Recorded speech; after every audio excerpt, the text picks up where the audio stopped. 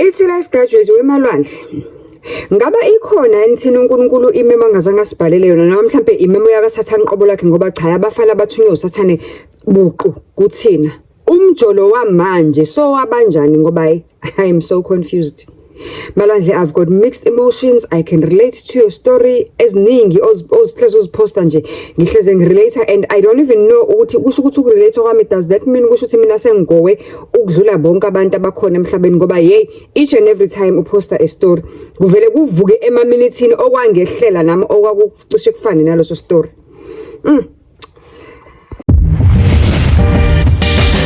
Hello, sanibona ngijumelang igama uZandi isibongo umfeka umalwandle lo lwandle kalola lwezibhekane zona esihambela lekude phezulu.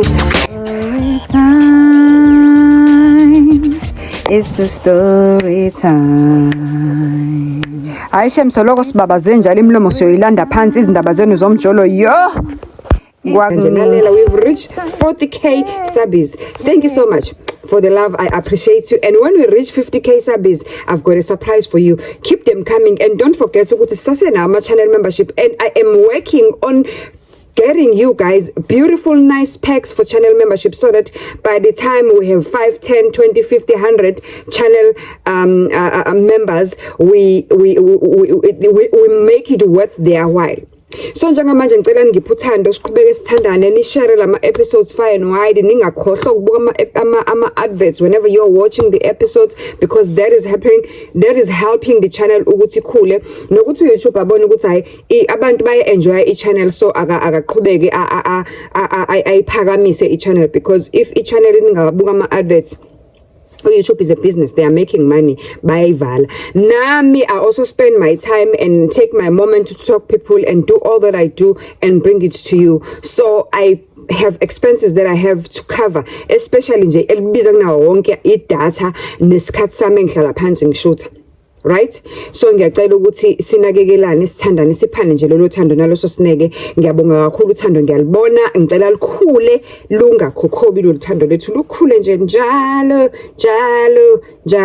it's a story time yeah ayikho mnandi lalela ithi life graduate malwandle kusho ukuthi mina sengigondlula bonke abantu emhlabeni ngoba hey angeke azinginethi yo I'm going ngifamba moyeni and each and every time uposter I can relate and then ngizwisa ubuhlungu ngoba ingikhombisa ukuthi kusho ukuthi somehow angokupholi uthi malwandle ngikhuluma nawe nje ngisanda kushonelwa ingane ithi ngikunikeze ibackground yalo mntana ukuthi ihamba kanjani. Malwandle, I fell pregnant to a man that I loved and to a man that we had planned a future naye ngoba sasenje sesikade sizweni for some time boyfriend wami makazodlula emhlabeni wayela bese silanda u3-4 years sithandana uthe kulo 3-4 years sithandana ithi Malwandle ngichazele kancane besebenza kanjani umuntu wami shem ubesebenza kanzima ngifuna ukungasho excuse me ebekulo mkhakha we security kodwa mangabe ngithi bekulo mkhakha we security bekulo mkhakha we security high profile in a sense that ugada abantu abanemali and yabo bodyguard usebenza ngeibhamu anything can happen kulomsebenzi ayewenza but Malwandle ngazama ngayo yonke indlela ukumbonisa ukuthi akasame something else because ngikhuluma ngomuntu mina owayefundile owayenama degrees wakhe but who had never had angifuni ukuthi ngithi ngizothi inhlanhla ngoba angibone nokuthi waye applyele into ayeyifundele wayengasayithandi nje wavele waba fascinated nje the moment enza lama trainings akhona bodyguard nani kusho ukuthi waba fascinated and he loved the environment ayisebenza kuyona kangangokuthi wawumbona ukuthi is passionate about it.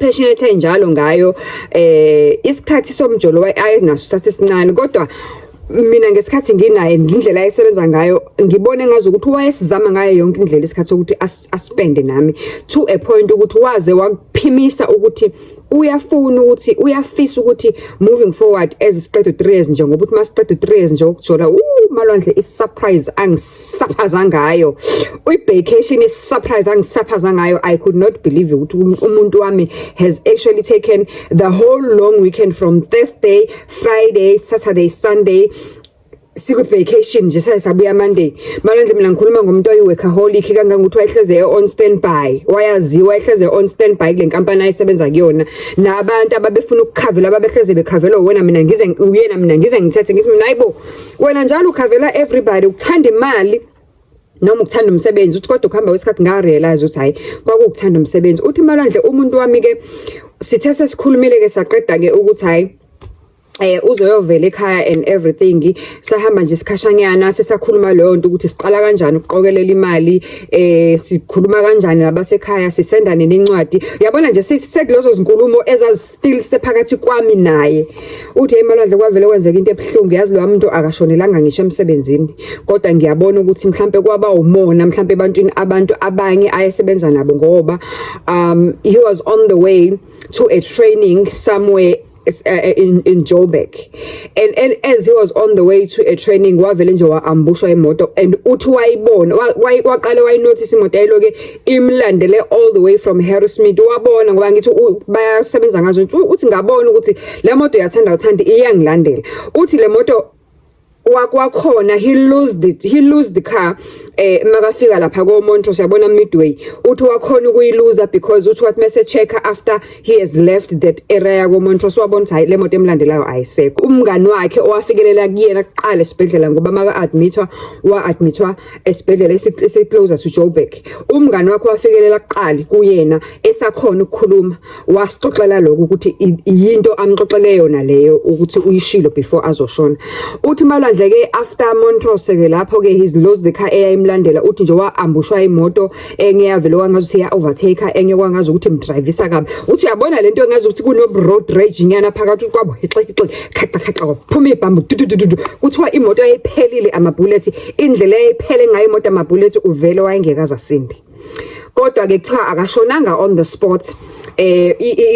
Bosizo lokuqala bakhona ukufika kuyena bamthatha bamsa esibhedlela ke bamphuthumisa esibhedlela saseduzane. Omunye kusho ukuthi ababeya naye kwi-training kodwa wayehamba ngenye imoto ngenhlanhla wayeseduze, kusho ukuthi yatholakala i-report ukuthi kwenzeke ukuthi nokuthi then wafikelela kuyena kuqala esibhedlela ilanga lingakushoni. That day eyenzeke ngayo incident ekseni ilanga lingakushoni. Uma esho uthi wafika kuyena esakhuluma, and ngesikhathi esakhuluma odokotela babelungiselela ukuthi bayamsa etheatre. Uma yasho ke kuthiwa yena buqu bakhe emzimbeni wayengalimalanga kangako, kodwa kusho ukuthi mhlambe angazi noma wayevika or what, or wayefake i-bulletproof vest yini, ngoba kuthiwa nje yayi-1 nje inhlamvu yayicaye yangena yabhajwa somewhere, yiyo le kwakufanele iyokhishwa etheatre. Uthi mesho ke leyo into ke i-report abayithola kulo bhuti lo owafika lela kuqala. Uthi Malwandle ashone ke Nkosi yami baba wengane yami, uma yashona ushona ngi-pregnant, and angazi ukuthi ngi-pregnant at the time ngi-pregnant. Uthi ne-pregnancy yami ibe nzima kodwa ke ngomusa kaNkulunkulu njengale ngayizala i-right futhi ngayizala ngenyanga yesi-9. Uthi ngiyakhulisa ke Malwandle, ngikhulisa lengane, nginosizi kuningi nje okwenzakalayo, I've got emotions, ngiyazibuza ukuthi uNkulunkulu why enza lento kumina. Umuntu wami sesikhuluma ukuthi sizoba umndeni, and abengazi nanokwazi ukuthi njoba eshona nje na mina ngikhulelwe. Uthi nje kwayisimo nje sibhlungu Malwandle. Uthi bekumuncu Malwandle, kodwa ngothando labantu bakubo nendlela abathe ingane meyizalwa bangithanda bangeseka ngayo, ngigcine sengiphila, and futhi nabo bangiphilisa bangikhuthaza futhi uma wakhe nje kakhulukazi waze wangitshela ukuthi ngane yami usemncane, ngicela ukuthi nje angifuni ukuthi uzifakele ingcindezi yokuthi uthi ngoba naku uzibani ukuthi wamchazela kuma ukuthi hayi umfana bengitshela ukuthi ufuna ukuthatha ukwenza umakoti, kodwa angifuni ukukufakela ingcindezi ne pressure yokuthi ngoba naku ubusuzoba umakoti ubusuzibona ukuthi kufanele uzileke manje uzilele lo mfana wami unyaka wonke. Ngifuna nje ukuthi go back to life, buyele empilweni, sizokugeza thina la ekhaya, uma uthanda ke ungazithiba lo 2-3 months. After that ngifuna ukuthi go back to your full life, and if ufuna usizo ngengane mhlawumbe ufuna ngikuphathele ingane or whatsoever, and the day mhlawumbe kwenzeka ukuthola omunye umuntu decide ukuthi ufuna ukuyoshada or whatsoever, uzongakhathazeki, mina ingane yami ngicela uzowuyibuyise uyilethe kumina. Uthi Malwandle indlela abangenza iqiniso ngayo kulawa muzi, baze bahamba bayohlawula ekhaya, bona baziveza isisu singakubi nangakanani, ngoba uthi yena umuntu uma uma wakhe umamfana yena umuntu oqala engahamba ngamreportela ngamfonela ngamreportela ukuthi ngikhulelwe just after nje ilokhu njana after umncwabo ngalesa sikhathi ke bengigeza ngoba uthi ayi Malwandle amasay ukuthi asekhona amadoda athembekile ngoba mhla ngiyogezwa mina ngangingedwa. Angifuna ukungasho ukuthi le nto iyayithokozisa inhliziyo yami ukuthi hayibo isithanda sami bengingedwa ngempela kusona ngoba ngangingamethembi ngendlela ayengahlaliseki ngayo indlela ayephithisa ngayo ngase ngiyabona ukuthi hayi wayezithandela umsebenzi ukungahlaliseki kwakhe wayesuke ehlenyuka nje ngoba ehamba nomsebenzi ebuye izintatha ngo3 ngo1 ngobani kwakuyisimo somsebenzi hayi ngoba mhlawumbe kwakube khona kwenzayo esayidini uthi hayi cha Malwandle mhla ngiyogeza mina ngangingedwa.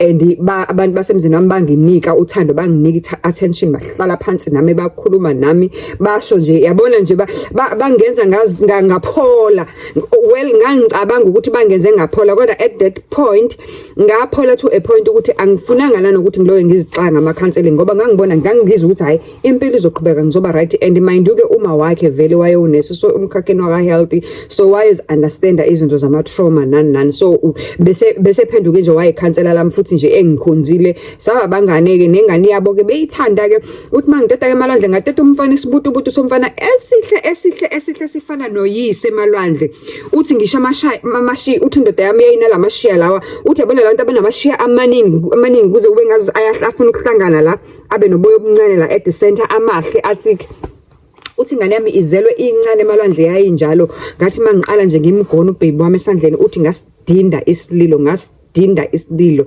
kangangokuthi uma wakhe wathi mefike ezongibona wathi cha ke wena mokuqeda ukuteta uyohlala nami I'm taking a leave ngithathele wena nje inyanga yonke ukuthi uyohlala nami because ngiyabona ukuthi uzoba no postnatal wathi uyabona lezi zifo zabantu abaqeda ukuteta and I don't want that with you because uma kwenzeka lokho uyaphumela kalula enganeni uthi ayina ngempela ke Malwandle nasekhaya ba understand ke bangithatha uma umfana ayongihlalisa kwakhe uthi ngendlela uthi akashadile kuma umfana kanandoda ingane yakhe yokuqala bekuyo indoda yami leyashona and then second and last born intombazane esithisha rivele bekayihlalela yedwa uthi Malwandle ngangitotosa inkosi yami uthi bengingaphakamisi ngisho umunwe ingane besilala naye ekamereni ingane beyinede nje ithi avuke yena qale mina bengivuka ngoba ngincelisa ngoba ke ibincela ibeleke vele uthi hayi Malwandle ke uphele ke u1 month ke enginakekele kanjalo ngibuyele ekhaya nasekhaya bebeloke bezongichecka ngesikhathi ngikhona ngibuyele ekhaya mangibuyele ekhaya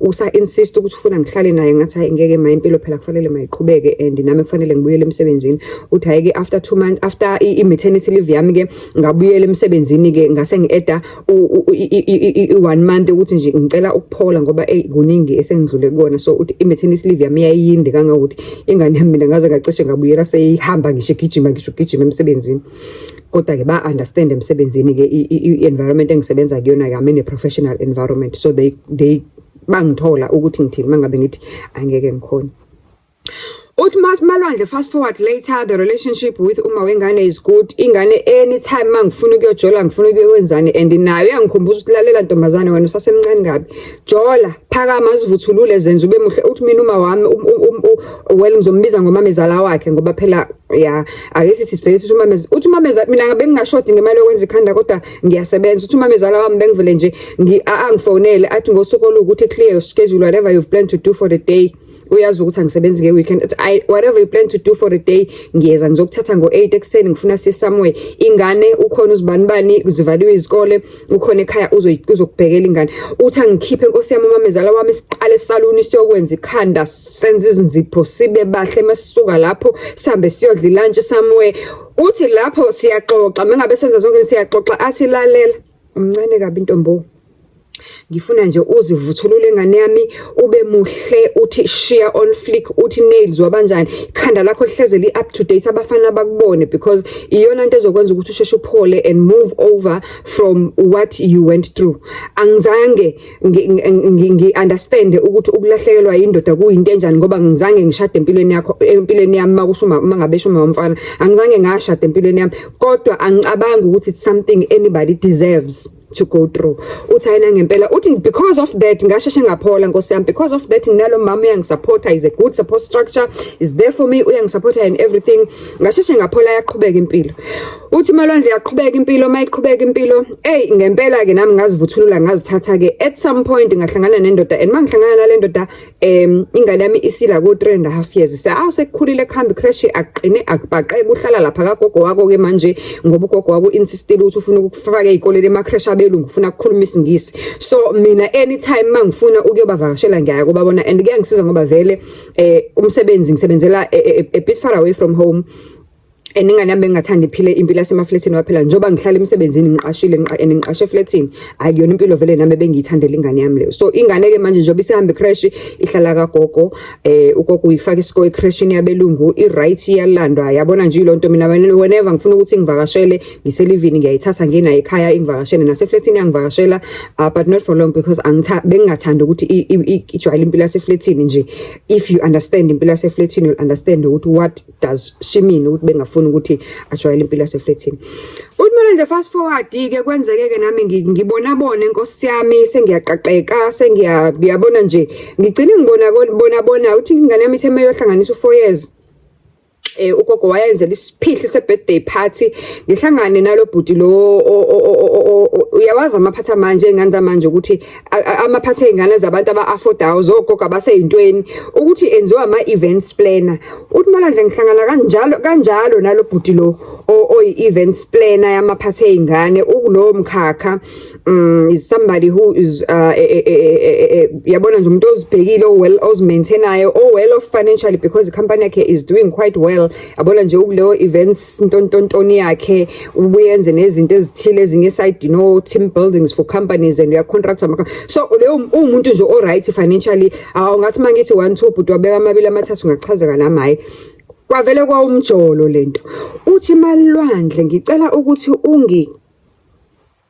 ungidonse ngendlebe uthi ungishaya kancane ngempama ungibuza ukuthi ngiyaphupha noma ngiyaphila, ngoba umjolo ubungemnandi Malwandle. Kwavele waqala ngazi ukuthi sidalelweni, uyabona uma uqala ngazi ukuthi sidalelweni, engazi ukuthi sihamba kanje ku freeway, engathi siyahambisana, engazi ukuthi nje kwangqondo yethu ucabanga into engiyicabangayo, makazokhipha igama likhulume nami ngiyaliqedela. Uthi Malwandle wamnandi umjolo. Uthi wamnandi umjolo Malwandle, ngaze yangifikela into yokhohlwa kancane what I went through, ngayiyeka nalento ukuthi ngibe nama episodes whereby nje ngivuka umcamelo umanzi te. Uthi Malwandle hayi ngabona ukuthi kuyaphileka musi. Uthi hayi sahamba isikhathi 6 months 1 year umnandi umjolo, 1.5 years umnandi umjolo no boy wami uyakhula ngapha kagogo right. Uthi umntwana vele wathi mina 5 years Malwandle ngicela ukutshela ukuthi angazi ukuthi kwenzakaleni, nobody knows ukuthi kwenzakaleni, namanje sonke sisakhungathekile. Uthi Malwandle lento engikhuluma ngayo into ya a couple of weeks ago. Uthi Malwandle ingane yami yabuya ecrash right, yabuya crash right ingane yami kuthiwa yathi mayifika endlini kagogo wayo makade ngoba bibuye crash kungekho umuntu endlini, ugogo esemsebenzini. So ugogo wayiqashela unini. Uthi mayibuye crash kuthiwa ngalolo langa yabuye crash yathi ikhathele.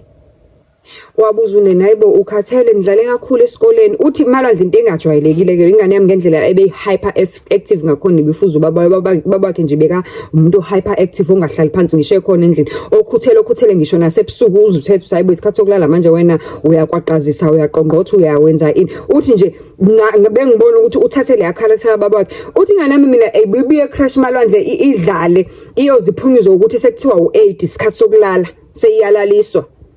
And ibilaliswa nge-bedtime story ngoba nje ube umuntu hyperactive ngalendlela kangokuthi there was a time whereby ngaze ngamusa kwi-psychologist yabantwana ukuthi ama-assessor wathi no akana next, is just a hyperactive kid nje right, there is nothing wrong with her. Ngoba ngangicabanga ukuthi unalabo PDD intontoni lezinto ezishiwo zezingane eziba active extraordinary, yabona lezo zingane lezi ezingahlaliseki as under a syndrome ebamba lapha.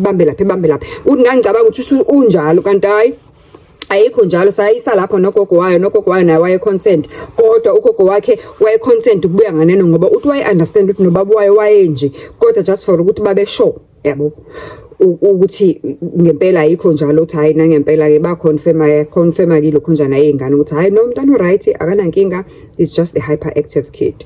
Uthi Malwandle fast forward mayibuya ingane ngalolu langa ecrash yabuya ikhala ngokukhathala okungaqondakali kangangokuthi nonini waba confused ukuthi uzibani bani is hyperactive kid azange nangelilodi langa soloku uneni ayiqalile ukusebenza wamuzwe buye esikoleni ethukhathele uthi wafonela ugogo wakhe immediately wathi hayibo naku kunesimanga la uzibani bani ubuse ngise imoto isimhlisile yase crash uma kafika nje la endlini uvele wathi nje auntie ngikhathele athi ngikhathele auntie kuthiwa nje kanje umntwana uthi auntie ngikhathele auntie ngicela ungenzela ama noodles nejuice ngiyolala uthi nangempela kuthiwa menzela ama juice ama noodles wadla nje ukuthi futhi wadla waqeda ama noodles wakhe waphuza nejuice wathi ngiyabonga auntie yes ngisayolala auntie ngikhathele ukuthi uyamkhathaza uneni lento ukuthi lengane ayisiyena umntwana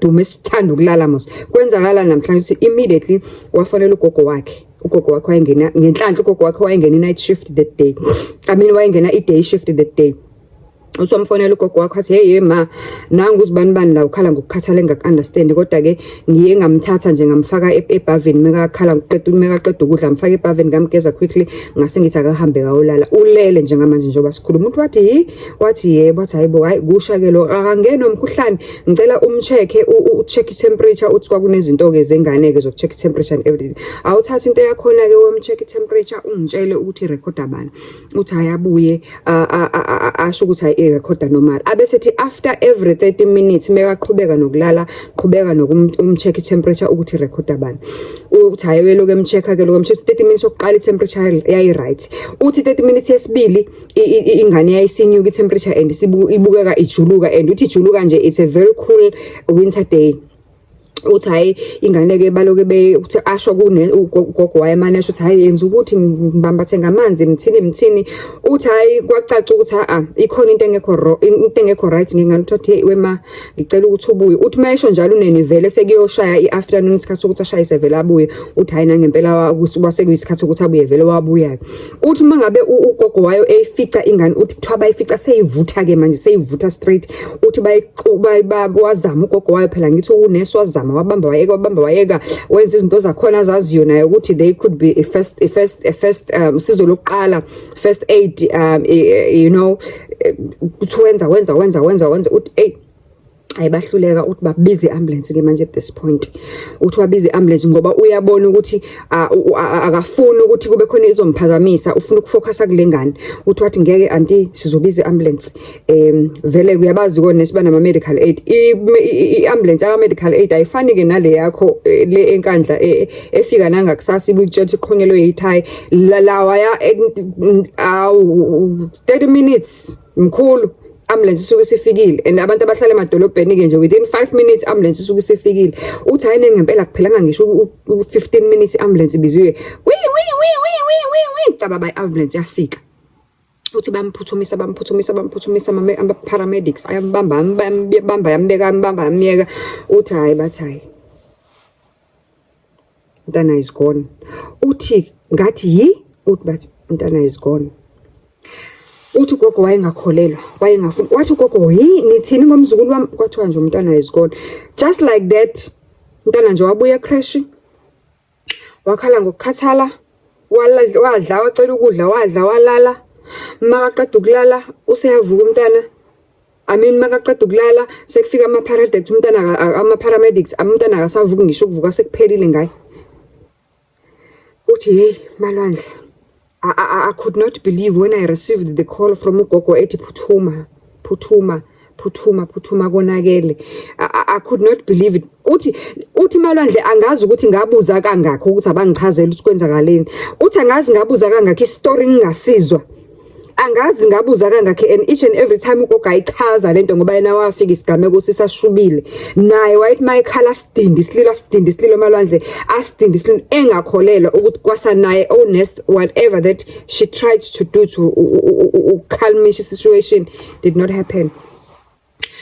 Uthi Malwandle angithi ngithe kwena ngiyajola nobhuti oyi-events planner ntonton uthi Malwandle ke umjolo wethu ke ubusuku lezinga leyo ukuthi ubhuti bese kufane nje nokuthi sihlala ndawonye ngoba izinto zakhe eziningi beziseflatini lami ngoba angisho phela yena hleze ehamba ehlenyuka, so bese kwenzela ukuthi mhlawumbe makasuka esayithini la kade sebenzela khona or kuleya event la kade sebenzela khona, mangabe suke efuna ukubuya khona eze kumina, kube lula nje kube ukuthi uzofika uyazi unento zokugeza, unento zokushintsha and navuka hamba emsebenzini. So bese sidlala lowo mdlalo, and isikhathi esiningi ke na befika during the week because angithi ama weekends akhe aba busy. Uthi Malwandle bese kuyaphoqa ke nokuthi ukuhamba kwesikhathi ezisiprepare umngcwabo wengane ngimtshele ukuthi nginenkinga la kwenze ku1 no2 no3 no4. Uthi athi ubhuti khona bani eflatini lakho? Ngithi mina akukho umuntu njengamanje and isikhiye sikumina. Athi kancane ukuthi bekunendlela ukuthi ngikwazi ukuyothatha into zami. Uthi Malwandle the first day ngimtshela, that is what he said to me. Uthi uyabona mawufelwe ingqondo yakho engazi ukuthi iyahamba indize nje indize ibuye iphinde izothi cababa ibikhumbula ukuthi nanga umnikazi wami.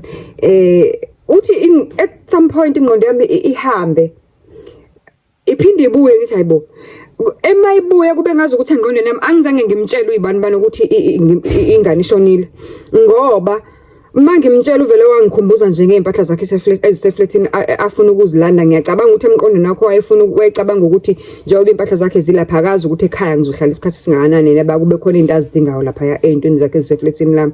Uthi hey Malwandle ngakusasa ngiphinde ngimfonele ethi hayibo zibani uSorense ushonile. Uthi mind you, this is somebody who knows the whole story, owaziyo ukuthi ubaba wengane akasekho, owaziyo everything nje. Masihlangana naye ngaba transparent and open and honest kuyena, ngamchazela everything. Ngaze ngamchazela nokuthi for the past 3.5 years mina bekade ngingajoli, so ngicela ukuthi ayiphathe kahle inhliziyo yami because I do sometimes have some episodes, kodwa I am okay and I'm ready to be in a relationship. How na? Okay. Uthi Malwandle ngiphinde ngimfonele futhi mhlambe a day later kade ngimfonele. Uthi mind you that day ngimfonelile ngamtshela ukuthi ingane ishonile, akazange ngibuza ukuthi kwenzakaleni. Akazange ngibuza ukuthi nginjani, ngiright, kwenzakalani, cha. Akazange ngasho lutho Malwandle. The only thing this guy was concerned of izimpahla zakhe yena. I think ayicabanga ukuthi uzozi accessa kanjani since mina ngingekho, because there might be some things azozidinga kulezi zimpahla ezilapha. Hawu na. Uthi ngiphinde ngimfonele futhi a day later manje. Usibani ushonile. Uthi Malwandle phinde same story. Umfana azange abuza ukuthi unjani.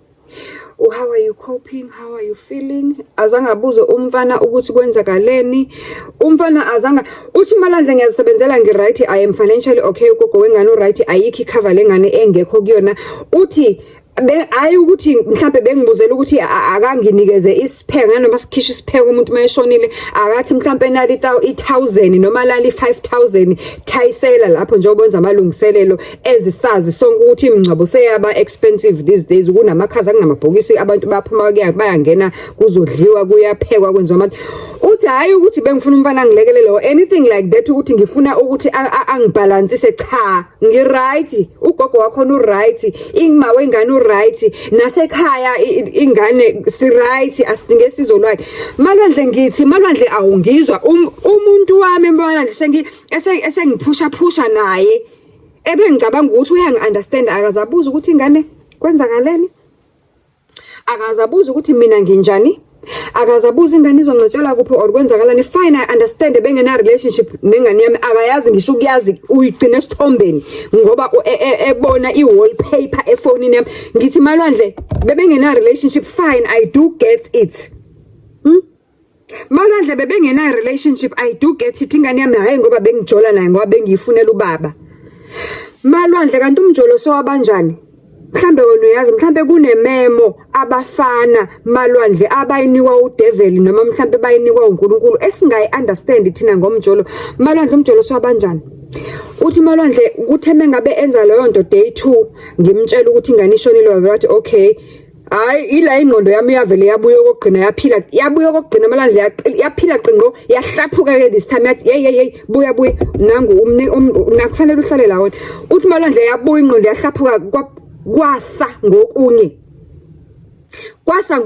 I'm grieving ngapha, ingane yami ishonile, I'm busy dealing with izinto zomngcwabo ngapha ngistresswa umuntu who ongena humanity nabuntu bokungibuza ukuthi ingane ishonile kwenzekeni njengoba ishonile ngiright hayibo ngiyayiqala into enje yamalwandle uthi malwandle ngagcina nje ukumfonela that day ngaqhubeka nofocusa ekutheni ngilungiselela umngcwabo wengane yami wadlula umngcwabo waphela mawuphela umngcwabo malwandle yangcwatsha ingane yami ngesizotha kwaba muncu kwaba nje kanjani ngahlala ngaba on leave uthi the first time this man gave me a call was when now I am on the second week I'm still on leave now sengilinde ukuthi kuzokwenziwa le nto le yayibona lento enziwa mayeqeda ukungcwaba eKZN abantu abahlala eKZN ngabayayazi abanye bathi abanye bathi ukugeza amapika abanye bathi angazi ibizwa ngendlela ezahlukahlukene kodwa KZN yenziwa excuse me mostly after 2 weeks makushoniwe kwenziwe lonto isizulwanyana nje iba nabo notshwala besizulu kuhlani bese kugezwa nabantu ke ekhaya ke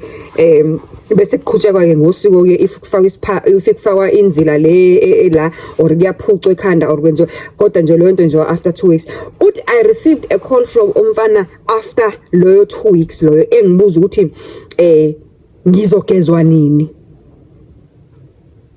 lalela malwandle still mind you there is no how are you doing how are you feeling how did it go kwenzakaleni enganeni cha hello sibanibani yebo njani yeah ubuya nini uzogezwa nini those were the first 2 questions ugaya ngibuza kona ubuya nini so ugezile yini futhi mina ngiyibeka nakabi uthi kwabuza ukuthi so ugezile yini uthi malwandle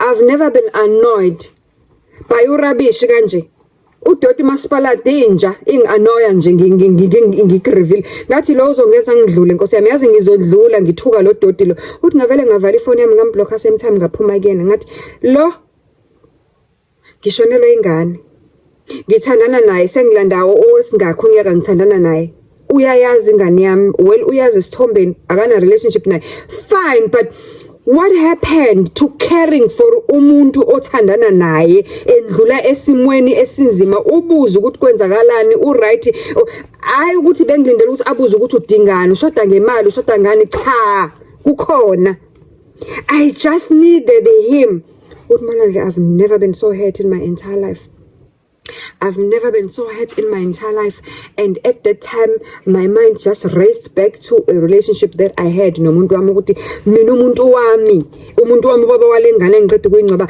wayengibuza ngisho ngikuma period uthi malwandle ngisho ngiPMS wayengazi umuntu wami ukuthi ngimenstruate 3 days 2 days before ngimenstruate kwenzakalani and engazi engiunderstand ngase ngibona ngaye engena no chocolate no ice cream nama cream donut zonke izinto ezinoshukela ngoba wayazi ukuthi kwenzakalani uthi malwandle ngikhuluma ngomuntu mina engangithi mangabe sengihlanya PMS akungibambela owayazi ukuthi owayevele nje angiwole uthi uyabona lesasifuba sika Abraham esifudumele that is only thing I needed from that guy I needed isifuba sendoda malwandle I needed indoda ene compassion enobuntu over the phone malwandle ingitshele ukuthi it's gonna be okay uzoba right mama ngicela uphole Mama, if you need counseling, go for counseling. Mama,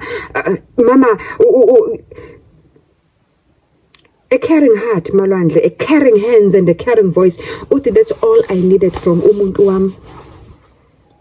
Uthi malwandle ngayiblock indoda ngamphuma kuyena angizange ngimphendule ukuthi ngigezwa nini ngoba kusho ukuthi kuyacaca ukuthi the only concern na kwakuthi kufanele angibone na sengisusa isinyama sami kwaphela kusho ukuthi nginesinyama maye consent only ngokuthi ngigezwa nini emveni ukuthi ngehlakalelwe into enkulu kangaka yena akana ndaba leyo into enkulu kangaka ngehlakalela uthi malwandle ngamblocker zange ngimphendule ukuthi ngigeza nini ngoba naku WhatsApp wayebhize ngibuza ukuthi ngibuya nini ngigeza nini those were the things umuntu okhona econsent ngazo uthi ngamblocker everywhere ngamblocker WhatsApp ngamblocker Facebook ngamblocker Instagram ngamblocker TikTok ngamblocker everywhere ngathi mangifika eflatini lami ngashaya spring cleaning somhlaba ngathatha wonke uvucu wakhe ngawuthatha ngawufaka emgqonyeni kadoti ngaphuma kuyena uthi hayi malwandle ngicela ungibuzele kuma life graduate akangiphendulele hayi akangiphendulela ama life graduate kanti umjolo sowabanjani umjolo ngiyabuza umjolo abafana sebaba nendaba nenkomo kuphela